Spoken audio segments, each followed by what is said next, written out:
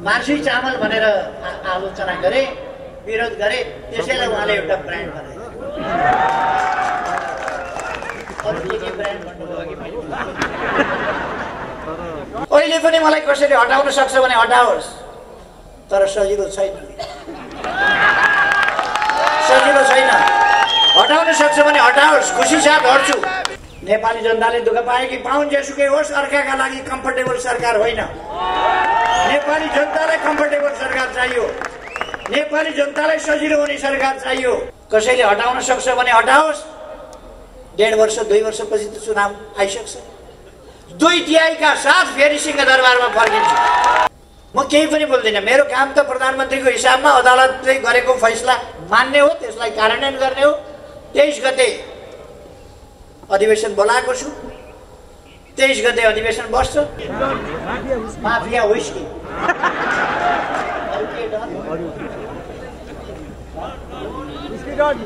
Done energy drink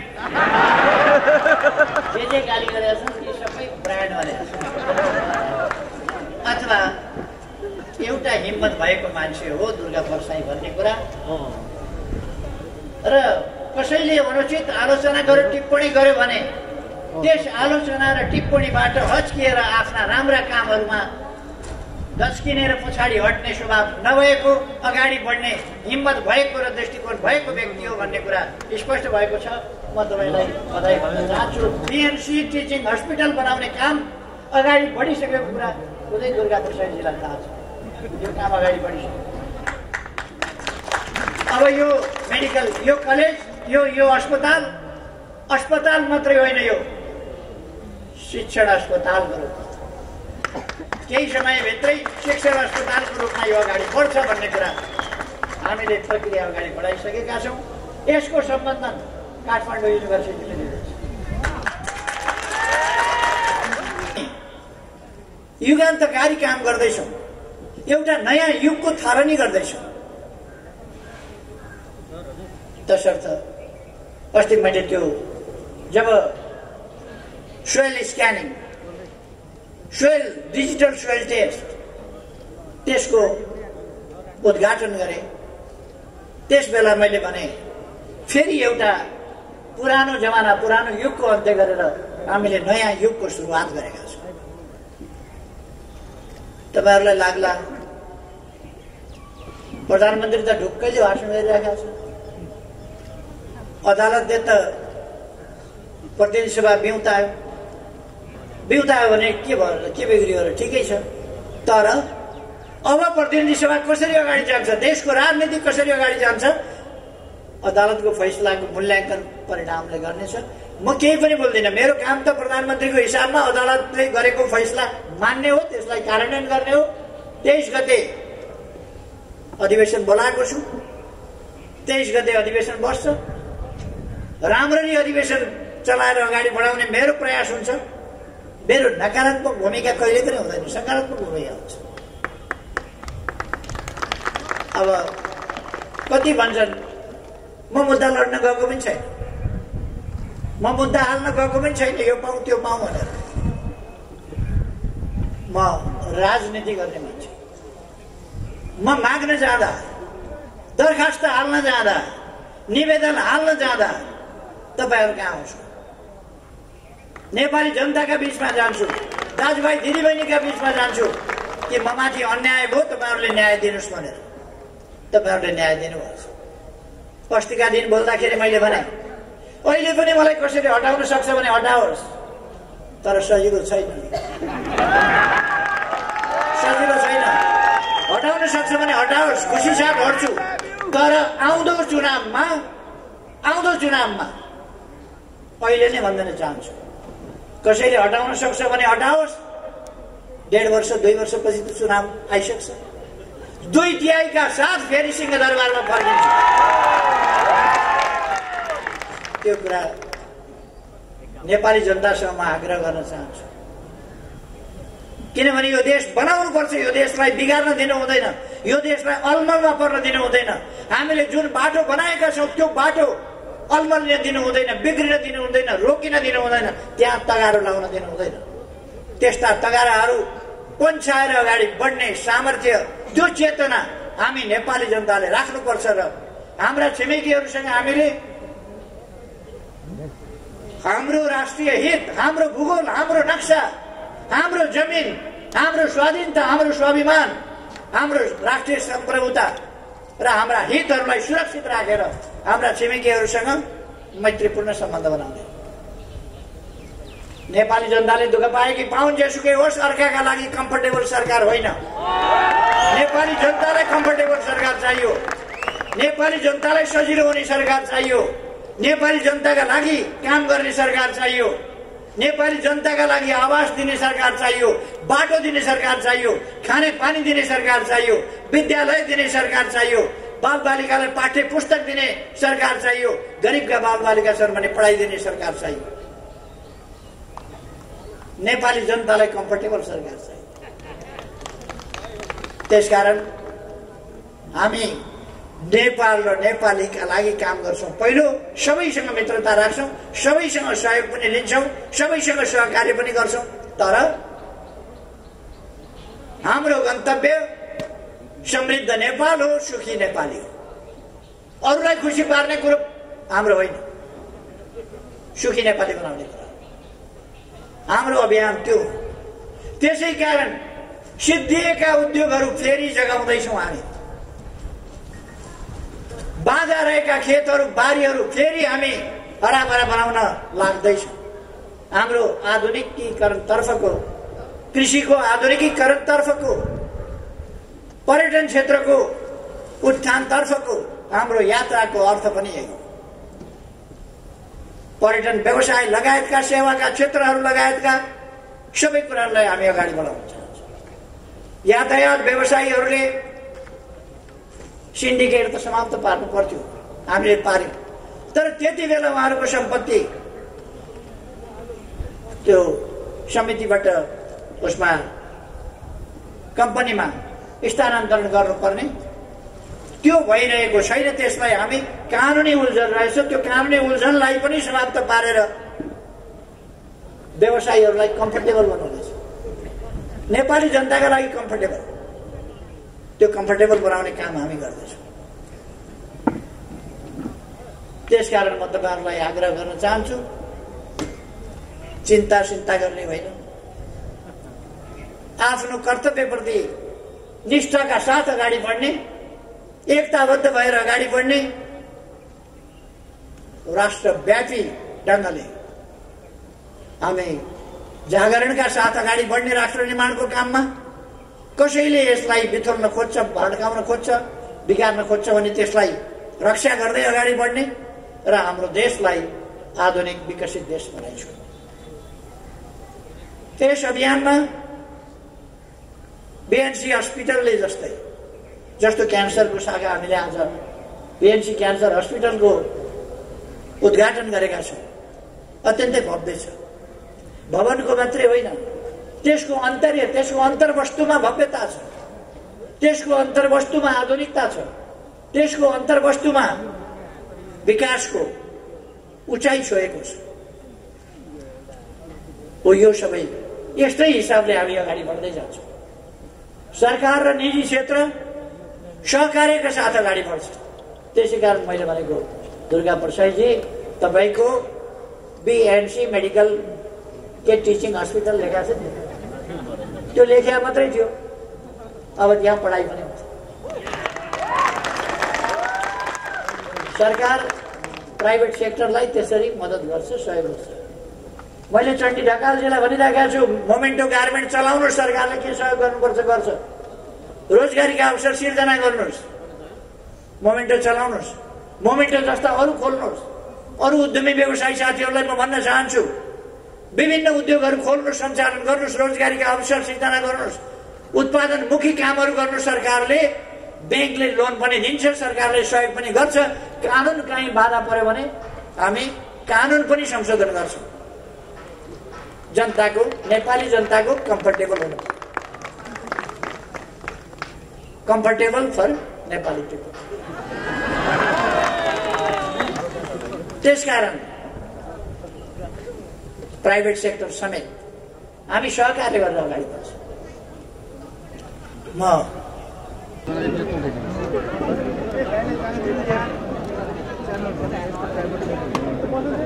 भारी पर्छ नि भाइ टेबल छैन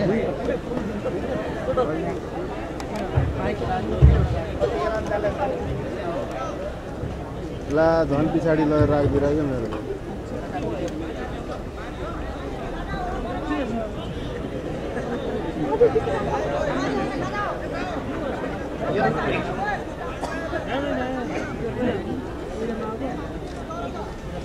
सम्पूर्ण उपस्थित आदरणीय दिदीबहिनी तथा दाजुभाइहरू सबैमा हार्दिक अभिवादन नमस्कार। यस कार्यक्रमका अध्यक्ष महोदय, मञ्चमा आसीन प्रदेश नम्बर 1 र बागमती प्रदेशका प्रदेश प्रमुखज्यूहरू,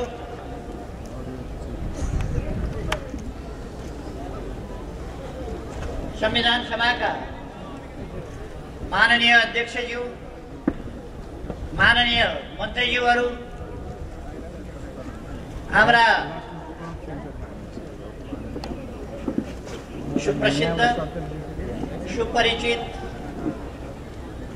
अत्यन्तै नेपाली जनताका मनमा रहेका आदरणीय कलाकार अजर कृष्ण श्रेष्ठ, हरिवंश आचार्य र सम्बन्धित सबै महानुभावहरू,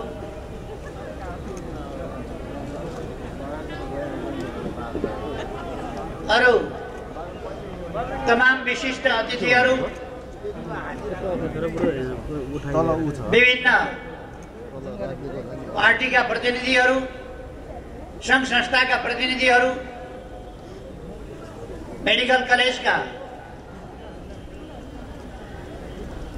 सञ्चालकहरू, डाक्टरहरू, कर्मचारीहरू, नर्सहरू र सबै यहाँ उपस्थित हुनुभएका दाजुभाइ दिदीबहिनीहरू, आज यस ठाउँमा अत्यन्तै महत्त्वपूर्ण एउटा नयाँ कामको सम्पन्नता हामीले घोषणा गरेका छौँ, उद्घाटन गरेका छौँ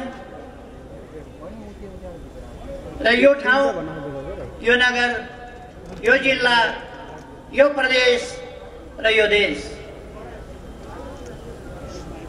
तमसोमा ज्योतिर्गमय भन्दै, अँध्यारोबाट उज्यालोतिर जाओस् भन्दै दीप प्रज्वलन गरेर यस समारोहको पनि शुभारम्भ गरेका छौँ।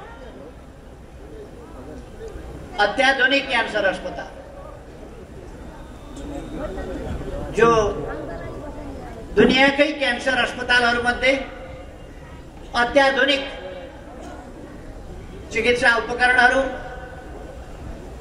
तिनलाई सही ढङ्गले प्रयोग गर्न सक्ने, सञ्चालन गर्न सक्ने, उपयोग गर्न सक्ने चिकित्सकहरू र त्यसमा सहयोग पुर्याउन सक्ने वेल ट्रेन्ड नर्सहरू, स्वास्थ्य कर्मीहरू समेत भएको सुविधा सम्पन्न यो अस्पताल यस ठाउँमा हुनु यस ठाउँका लागि गर्वको कुरा हो, खुसीको कुरा हो र यस ठाउँका लागि मात्रै होइन, यो देशकै लागि र यो देशका लागि मात्रै होइन, हाम्रो छिमेकी देशका लागि समेत अब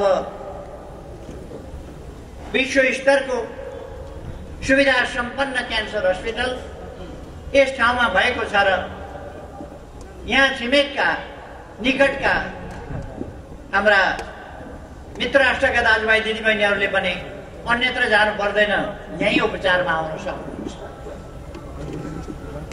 सबैलाई थाहा छ, नेपाल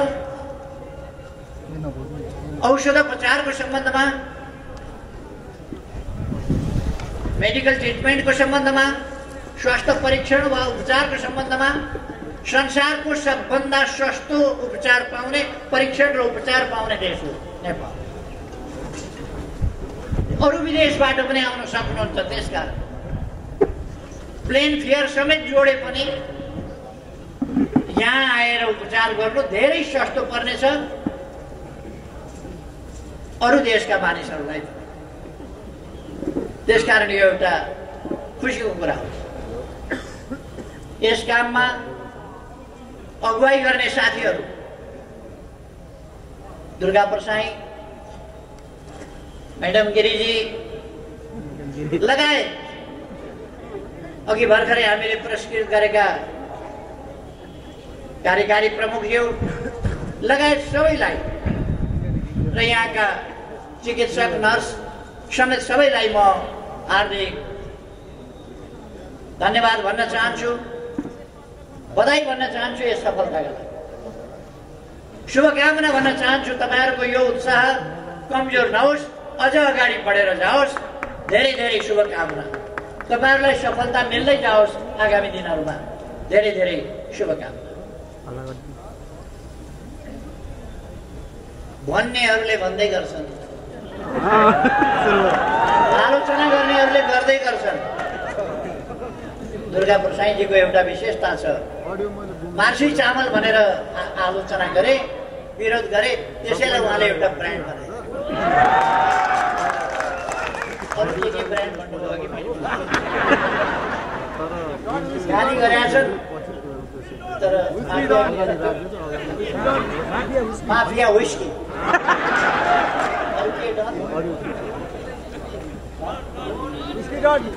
डन एनर्जी ड्रिंक, जे गाली गरेका छन् ती सबै ब्रान्ड भनेका छन्। अथवा एउटा हिम्मत भएको मान्छे हो दुर्गा प्रसाई भन्ने कुरा। र कसैले अनुचित आलोचना गर्यो, टिप्पणी गर्यो भने त्यस आलोचना र टिप्पणीबाट हच्किएर आफ्ना राम्रा कामहरूमा दच्किने र पछाडि हट्ने स्वभाव नभएको, अगाडि बढ्ने हिम्मत भएको र दृष्टिकोण भएको व्यक्ति हो भन्ने कुरा स्पष्ट भएको छ। म तपाईलाई बधाई भन्न चाहन्छु, धन्यवाद। आज हामी सम्पूर्ण नेपालीको राष्ट्रिय आकांक्षा, एउटै राष्ट्रिय साझा आकांक्षा समृद्ध नेपाल, सुखी नेपालीलाई राष्ट्रिय आकांक्षा तोकेका छौँ। यो भन्दा ठुलो आकांक्षा, समृद्ध नेपाल भन्दा ठुलो आकांक्षा, सुखी नेपाली भन्दा ठुलो आकांक्षा अर्को हुन्छ। राष्ट्रिय सन्दर्भमा भन्ने हो भने समृद्ध नेपाल, सुखी नेपाल। त्यस सम्बन्धमा त्यो हाम्रो राष्ट्रिय आकांक्षा, राष्ट्रिय उद्देश्य, राष्ट्रिय गन्तव्य, त्यसमा पुग्नका लागि हामी विभिन्न प्रकारका विभिन्न क्षेत्रमा प्रयासहरू अगाडि बढाइरहेका छौँ। भन्नेहरू भनिरहेका छन्, खुट्टा तान्नेहरू तानिरहेका छन्। कुन्ती मोक्तानले गाएको गीत जस्तै खुट्टा तान्दै गर, म त हिँड्छु मेरी बाटो, खुट्टा तान्दै गर। पर्यो भने ब्रान्ड बनाउने रहेछ, ब्रान्ड बनाउने रहेछ। खुट्टा तान्ने भने एउटा ब्रान्ड हुने रहेछ। कसैले खुट्टा तान्यो, आलोचना गर्दै गर्छन्, टिप्पणी गर्दै गर्छन्। विचार विभिन्न, कुण्ड कुण्ड पानी, मुण्ड मुण्ड बुद्धि भन्छ। खाल्दै पछि पानी, टाउकै पछिका आफ्ना आफ्ना खालका दिमाग, आफ्ना आफ्ना खालका बुद्धि मान्छेका हुन्छन्। त्यसबाट हामी विचलित हुनु हुँदैन। देश बनाउने सङ्कल्पमा, सही बाटोमा, सही गन्तव्यतर्फ हामी सही बाटो लिएर अगाडि बढ्नुपर्छ। विभिन्न लक्ष्यहरू तोकेर विभिन्न क्षेत्रमा अगाडि बढ्नुपर्छ। अघि केही प्रश्नहरू गर्नुभयो, प्रश्नहरू सोध्छु भनेर। म त सायद मैले बोक्नै नसक्ने भारी पो बोकाउन आँट्नुभयो कि भन्ने लागेको थियो। देशै बनाउने कुरा रहेछ, त्यो त मैले भनेकै छु। देशै बनाउने कुरा रहेछ, त्यो त मैले सङ्कल्प गरेकै छु। जस्तो तपाईँले बिएनसी टिचिङ हस्पिटल भनेर लेख्नुहुन्छ। अहिले तपाईँको teaching hospital, BNC teaching hospital बनाउने काम अगाडि बढिसकेको कुरा खुदै दुर्गा प्रसाईजीलाई थाहा छ। यो काम अगाडि बढिसक्यो। अब यो मेडिकल, यो कलेज, यो अस्पताल मात्रै होइन, यो शिक्षण अस्पतालको रूपमा, केही समयभित्रै शिक्षण अस्पतालको रूपमा यो अगाडि बढ्छ भन्ने कुरा हामीले प्रक्रिया अगाडि बढाइसकेका छौँ। यसको सम्बन्धन काठमाडौँ युनिभर्सिटीले लिँदैछ।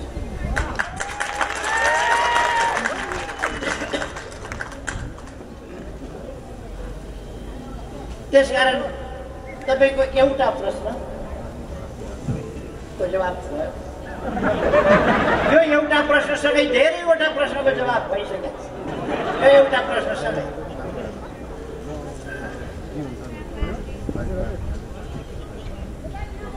ठीक हो। हाम्रो दक्षिणतिरबाट आउने बाटाको लाइन धसेको हुने समय अब धेरै लामो समय छैन। त्यो बाटो बराबरको हुने स्थिति हामी बनाउँछौँ। बरु यताबाट दक्षिणतिर लाग्ने बाटो चाहिँ बढी धसेको हुन्छ। त्यो बाटो त्यो काम हामी गर्दैछौँ। हाम्रो अहिलेको अभियान रोजगारीका अवसरहरू सिर्जना गर्ने कुरा धेरै भए। युवाहरूलाई विदेश भगाउने काम भए। स्वदेशमा रोजगारी गर्न नसक्ने, गाउँमा बस्न नसक्ने, गाउँमा अडिनै नपाउने, बस्नै नपाउने स्थितिहरू बने। देशमा रोजगारीका अवसरहरू नहुने स्थिति बने। जसरी युवाहरूको पंक्ति बढ्दो छ, रोजगारीका अवसरहरू भएका उद्योगहरू पनि सिद्ध्याउने काम भए।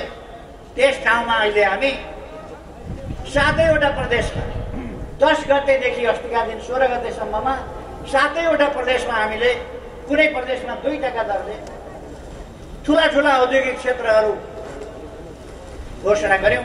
10 गते मैले कञ्चनपुर जिल्लाको दैतीबाट सुरु गरेको, 16 गते यहाँ दमक र लखनपुर नगरपालिका गाउँपालिका, दमक नगरपालिका र लखनपुर गाउँपालिका त्यसलाई जोड्ने पुल समेत तयार गरिसक्यौं।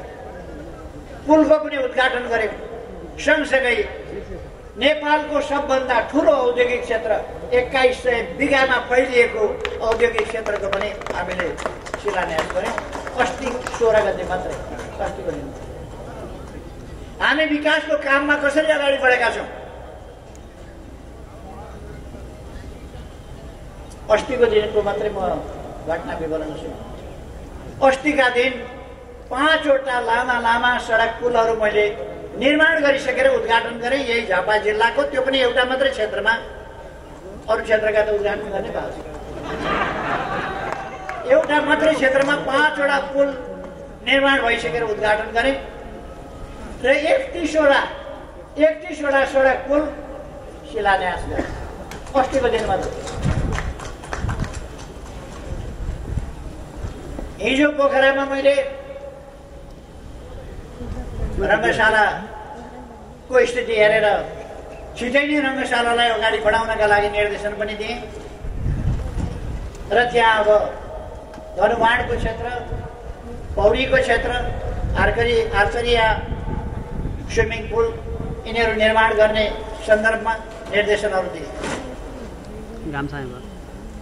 त्यहाँ पोखरा गण्डकी प्रदेशकै राजधानी स्थित पोखरामा एउटा गण्डकी प्रदेश प्रशिक्षण केन्द्र, भव्य मालको प्रशिक्षण केन्द्रको शिलान्यास। आज अघि भर्खर 37वटा नयाँ बनेका घरबार विहीन, जमिन विहीन, छाप्रा नभएका मान्छेहरूलाई 37वटा घर भर्खरै हस्तान्तरण गरेर म यस कार्यक्रममा आएको छु।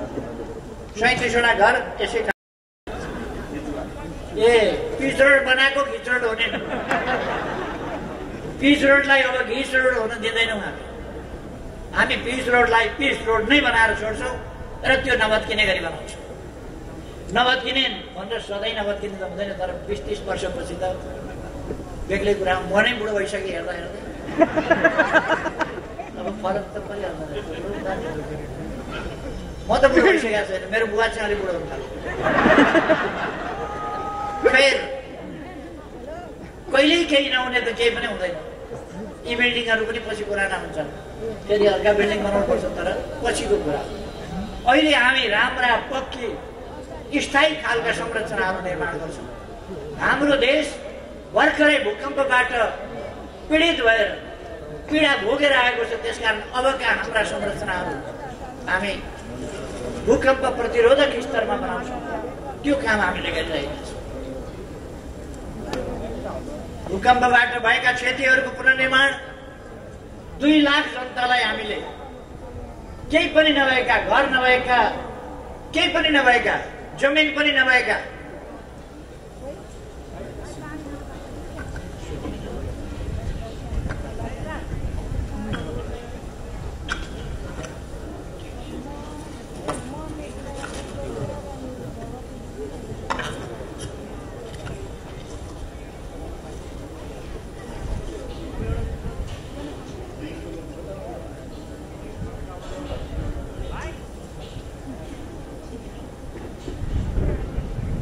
केही पनि नभएका जनतालाई, जमिन पनि छैन, घर पनि छैन, त्यस्ता जनतालाई एकीकृत बस्तीको रूपमा बनाएर 2 लाख जनतालाई घरहरू वितरण गरिसकेका छौँ। हामीले संरचनाहरू निर्माण गरिरहेका छौँ। हामीसँग संसद भवन थिएन, संसद भवन निर्माण गरिरहेका छौँ।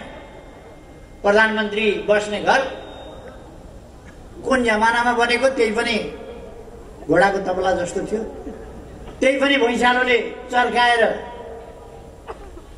भुइँचालो जानभन्दा अगाडि पनि मान्छे एक ठाउँ हिँड्यो भनेदेखि सबै घर हल्ले। त्यस ठाउँबाट अहिले हामी त्यो पनि बनाउँदैछौँ। अरू विभिन्न संरचनाहरू तपाईँहरूले सुन्नुभएको छ। रानी पोखरी उद्घाटन भइसक्यो, धरहरा तयार हुन लागिसक्यो, अब धरहरा उद्घाटन गर्दैछौँ। अनि यस्ता थुप्रै कामहरू, 7 लाख घरहरू हामीले वितरण गरेका छौँ। भत्किएका घरहरूलाई पुनर्निर्माण गरेर जनतालाई, गरिब जनतालाई वितरण गरेका छौँ। हाम्रा पुराना मठ मन्दिरहरूको जीर्णोद्धार गरेका छौँ। एकतिर मात्रै हामीले ध्यान दिएको छैन, हाम्रो ध्यान विकासका सम्पूर्ण क्षेत्रहरूमा गएको छ। त्यसकारण म दाजुभाइ दिदीबहिनीहरूलाई भन्न चाहन्छु, हाम्रो उद्देश्य समृद्ध नेपाल, सुखी नेपाली हो। हामीलाई अरू कुरामा बहकिनु छैन, हामीलाई बाटो बिराउनु छैन, हामीलाई गलत बाटो हिँड्नु छैन, हामी राज्यको ढिकुटीबाट आफूले लिने खालका दुष्कर्मतिर हामीलाई प्रवृत्त हुनु छैन। हामी देशलाई समृद्ध बनाउने, जनतालाई समृद्ध र सुखी बनाउने त्यस काममा लागेका छौँ।